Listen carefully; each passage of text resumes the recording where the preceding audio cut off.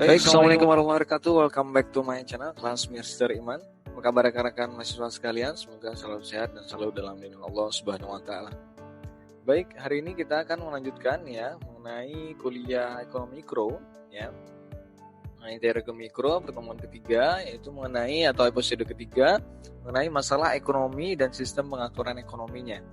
Nah, kemarin ya di episode pertama kita telah membahas mengenai gambaran, mengenai dasar-dasar atau ya pengenalan mengenai ekonomi mikro dan ekonomi makro secara umum ya sebagai pengantar. Kemudian yang kedua, kemarin kita juga sudah membahas mengenai beberapa gambaran mengenai teori ekonomi mikro ya. Kemarin setelah kita bahas di episode 2. Dan sekarang kita akan bahas mengenai masalah ekonomi dan sistem pengaturan ekonomi di episode yang ketiga ini. Baik, lanjut. Nah, masalah ekonomi ya. Nah, tadi kemarin kan sudah seperti disampaikan ya mengenai yang kita tahu ya, Adam Smith mengatakan bahwa memang kebutuhan manusia itu tidak terbatas, tetapi alat kebutuhannya atau alat memenuhi kebutuhannya itu barang-barangnya itu terbatas ya. Nah, masalah ekonomi timbul akibat dari ketidakseimbangan ya di antara keinginan manusia dan ketersediaan ya, faktor-faktor produksi maupun itu barang-barang dan sebagainya yang memang adanya ketidakseimbangan ya sebutlah yang kemudian muncullah menjadi masalah ekonomi ya. Nah, untuk mendapatkan barang dan jasa tersebut ya diperlukan kemampuan ya faktor-faktor produksi ya. Kemarin faktor-faktor produksi kita sudah bahas juga sedikit ya untuk menghasilkan barang dan jasa dalam hal memenuhi keinginan tersebut. Nah, bagaimana ilmu ekonomi muncul untuk bisa ya agar bisa ya dapat menyimbangkan atau memecahkan masalah kelangkaan tadi ya, karena jumlah manusia atau pertumbuhan penduduk ya semakin meningkat, sedangkan produksi barang-barang segala macam jasa itu tidak lebih sedikit dibandingkan dengan pertumbuhan penduduk ya. Bagaimana ekonomi atau ilmu ekonomi memecahkan masalah-masalah tersebut ya. Nah, berapa masalah pokok dalam ekonomi? Yang pertama, bagaimana penuntukan barang dan jasa yang harus diproduksi, ya.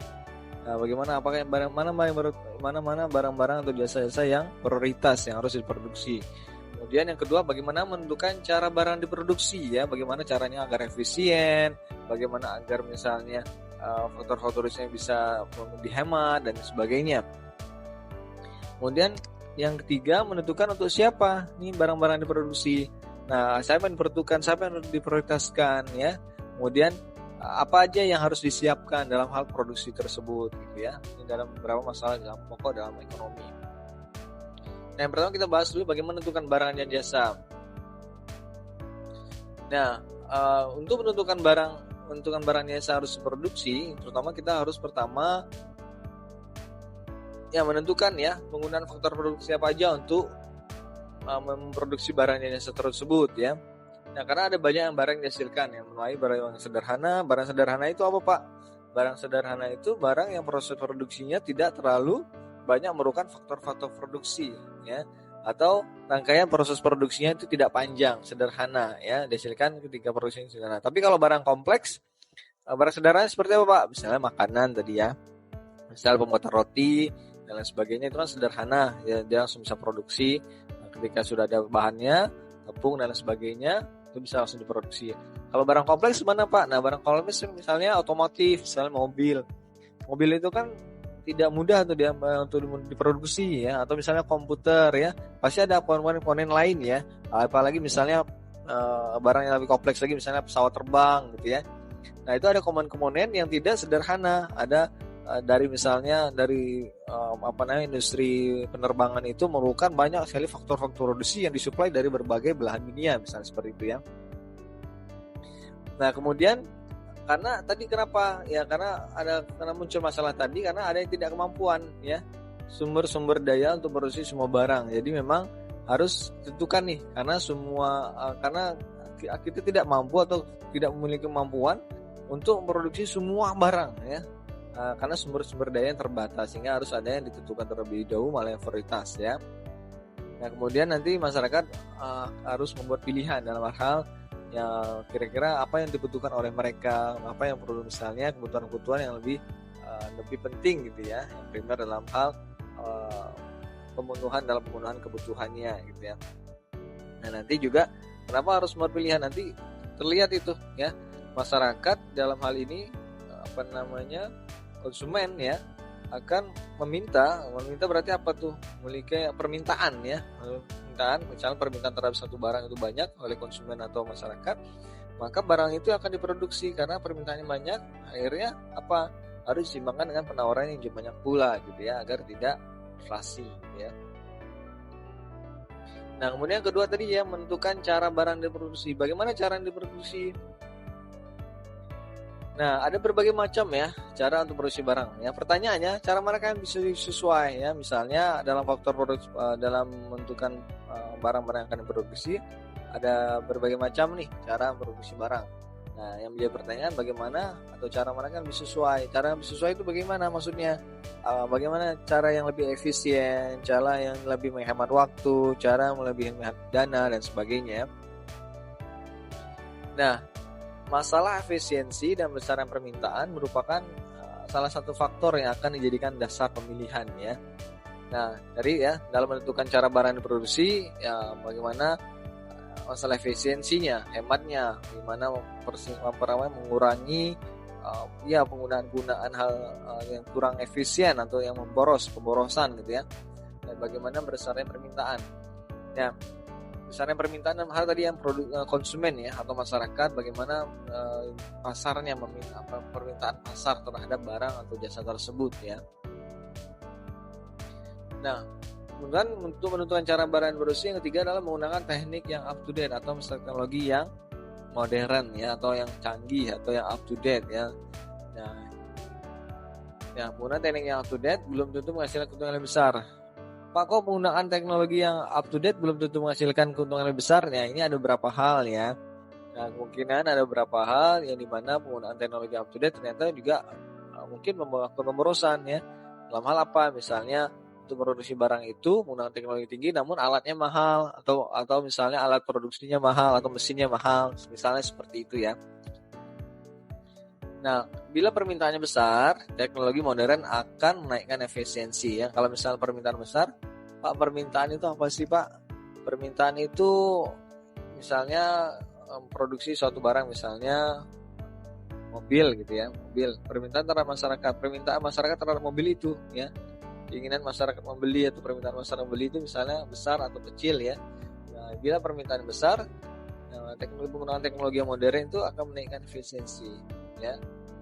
Kemudian ya penggunaan teknologi sederhana juga akan menaikkan efisiensi. Nah, penggunaan teknologi yang semakin modern, semakin baik itu bisa menghasilkan efisiensi yang baik gitu ya, menghasilkan efisiensi yang baik. Namun memang tidak semua teknik up to date. Nah, tadi itu teknik ya, ini teknologi ya. Nah, biasanya kecenderungan ketika sudah ada teknologi modern akan meningkatkan efisiensi. Nah, memang di saat awal biasanya menggunakan teknologi modern ini biayanya sangat besar, sangat mahal. Tapi dengan permintaan yang besar itu bisa tertutupin.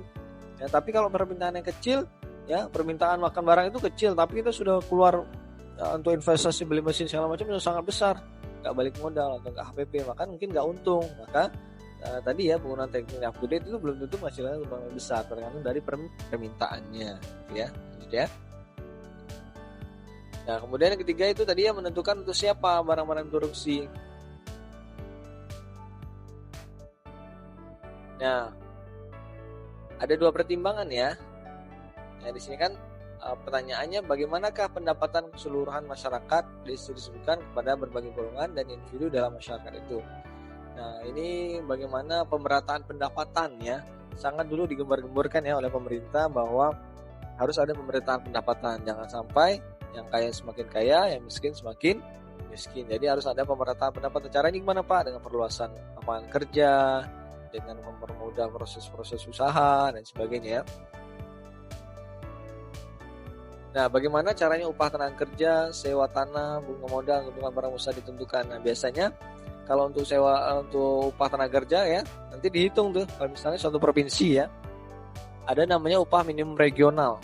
Ya, upah minimum regional itu untuk bagaimana, Pak, pengaturan upah minimum regional nanti disesuaikan ya, bagaimana kemampuan produksi, mana kemampuan perusahaannya, bagaimana produksinya, bagaimana kondisi ekonominya, bagaimana kebutuhan modal pengusaha. Nah, itu akan dihitung dan akan ada kalkulasinya, nanti muncullah angka untuk upah tenaga kerja yang sesuai ya. Kalau di pemerintah provinsi, upah regional provinsi ya. Kalau ya upah minimum regional ya, regional.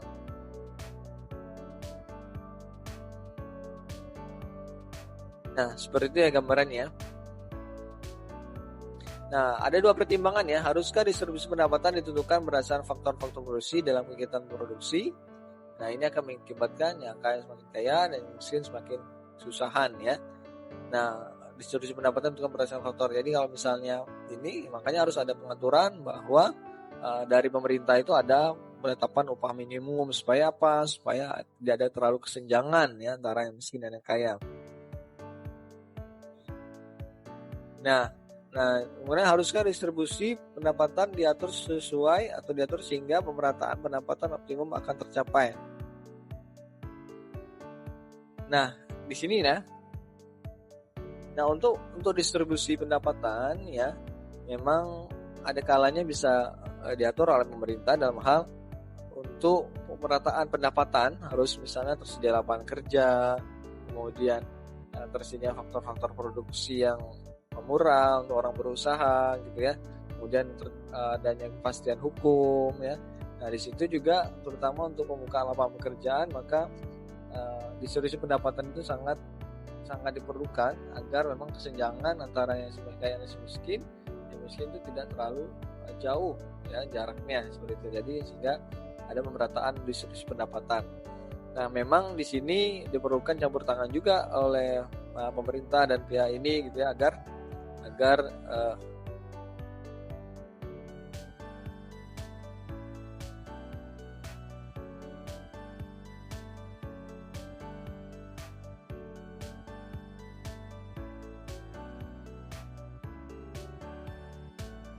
harus distribusi pendapatan diatur sehingga penata pendapatan optimum ya, sehingga tercapai ya, yang tadi seperti itu ya gambarannya. Nah, kemudian batas kemungkinan produksi ya. Nah, untuk batas kemungkinan produksi ya, ada dua cara ya, cara-cara membuat production possibilities frontier ya. Batas kemungkinan produksi. Yang pertama yaitu membuat asumsi ya. Semua faktor produksi digunakan, kemudian jumlah faktor produksi tidak bisa ditambah, tingkat teknologi tidak dapat ditambah, dalam perkembangan hanya ada 2 barang, biar kesempatan semakin meningkat. Nah, ini untuk batas kemungkinan produksi itu maksudnya apa, Pak? Nah, batas kemungkinan produksi itu adalah bagaimana cara-cara untuk membatasi ya kemungkinan, atau misalnya membuat batas kemungkinan produksi, batas akhir ya, atau batas maksimum yang bisa digunakan untuk dalam proses produksinya. Dengan asumsi tadi ya, asumsi itu apa, Pak? Asumsi itu gambaran atau misalnya asumsi itu bisa dikatakan bahwa anggapan kita ya, dengan anggapan bahwa semua faktor produksi digunakan, jumlah faktor produksi tidak bisa ditambah, tingkat teknologi tidak dapat ditambah, dalam bawahnya ada 2 barang, biar kesempatan semakin meningkat. Ini untuk batas kemungkinan ya. Kemudian masukkan yang kedua adalah masukkan angka tingkat produksi ya. Nah, misalnya kita sudah bisa menilai nih kemungkinan produksi batas akhirnya sekian nih. Nah, tadi ya, dengan masukkan angka tingkat produksi itu bahwa ada tahun sebelumnya sekian, tahun setelahnya sekian, dan akan dibuat kembali, maka nanti temukan ya batas kemungkinan produksinya yang seperti itu. Nah, kemungkinan yang bisa diproduksi maksimalnya seperti ini, karena tadi ya ada hambatan-hambatan atau misalnya terkendala di faktor produksi ya, kemudian di permintaan juga ya, kemudian faktor-faktor lain yang mempengaruhi produksi tadi ya. Nah, ini ya kurva kemungkinan produksi ya. Nah, ini ada barang pertanian, ini ada barang industri ya. Nah, ya ini gambarannya ya, barang industri, barang pertanian ya. Nah, ini gambaran kurvanya saja, gambaran kurvanya. Nah, ini tidak kita bahas detail. Nah, kurva kemungkinan produksi dapat menunjukkan apa? Nah, itu bisa ya, melihat untuk pengangguran, bisa penghamburan, tingkat produksi yang tidak dapat dicapai, dan pertumbuhan ekonomi. Kalau misalnya produksi semakin tinggi, maka otomatis penganggurannya bisa berkurang. Kenapa, Pak? Jika produksinya tinggi, permintaan terhadap barang dari produksi tinggi, maka akan perlu banyak tenaga kerja, ya. Akan perlu tenaga kerja. Nah, dengan tenaga kerja yang dibutuhkan banyak, maka akan menyerap tenaga kerja, mengurangi pengangguran, ya. Nah, kemudian kurva produksi juga bisa menunjukkan atau bisa melihat bagaimana produksi itu bisa meminimalisir penghamburan, ya. Bahwa produksinya sekian, bahwa yang akan diproduksi bahan faktor produksi yang diperlukan sekian, bahan sekian, ya, itu menghindari penghamburan, ya. Kemudian batas kemungkinan produksi juga diperlukan dilihat atau disesuaikan agar apa? Tingkat produksi yang tidak dapat dicapai, ya, untuk menghindari tingkat produksi yang tidak dapat dicapai, ya. Kemungkinan produksi, misalnya kita dalam produksi itu harus ada hitungannya juga. Kalau misalnya menarget yang terlalu tinggi, khawatir tadi ya faktor produksinya tidak ada, atau misalnya tidak terpenuhi semuanya, atau malah ada kelangkaan, maka tingkat produksi untuk menghindari tingkat produksi yang tidak dapat dicapai. Kemudian kurva tadi juga untuk melihat pertumbuhan ekonomi, ya, dengan kurva tadi yang semakin baik atau semakin berkembang, maka pertumbuhan ekonomi bisa dilihat bahwa terjadi kemungkinan atau penambahan atau peningkatan dalam pertumbuhan ekonomi, bisa seperti ini, ya. Nah, dengan ada penambahan dalam faktor produksi tadi, ya, dari misalnya faktor produksi yang bertambah, ya, maka banyak juga multiplier effect atau efek turunan dari faktor produksi yang berkembang itu untuk mempengaruhi atau bertambah baik terhadap pertumbuhan ekonomi, ya. Kemudian yang kedua, kemajuan teknologi juga akan semakin meningkatkan produksi dan akan bertambah baik terhadap ekonomi.